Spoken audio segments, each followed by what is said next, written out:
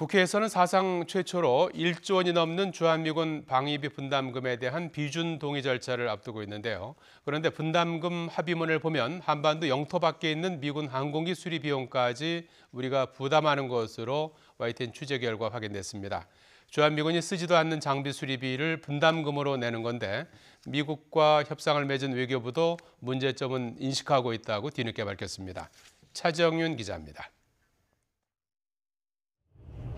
괌 앤더슨 공군 기지에 주둔하고 있는 B-1 전략폭격기와 F-15 전투기.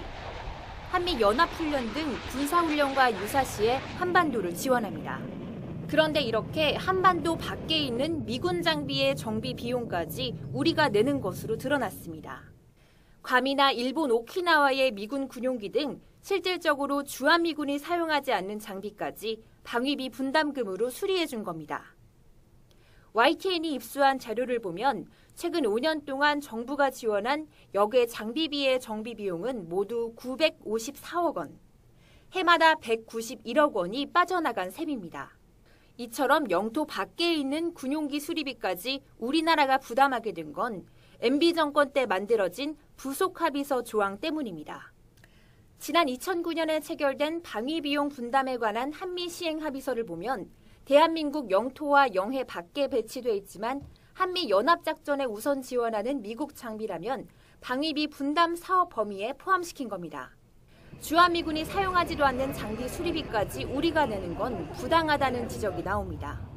연합훈련을 위해 한반도에 들어오는 것 때문이라고 해도 영해에 있는 미군의 항공기나 장비의 수리 비용까지 요구하는 것은 어떤 국민 정서상 부당하다고 봅니다. 외교부 관계자도 그동안 역외 장비까지 우리가 수리비를 내는 건 과하지 않냐는 의견도 있었다며 향후 주한미군과 다시 논의해보겠다고 설명했습니다. 하지만 정작 협상을 마치고 국회 비준 동의안이 제출된 뒤에야 외교당국이 문제점이 있다고 밝히는 건 뒷북 대응이라는 지적도 나옵니다.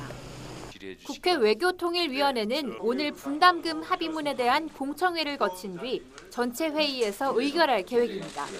YTN 차정은입니다.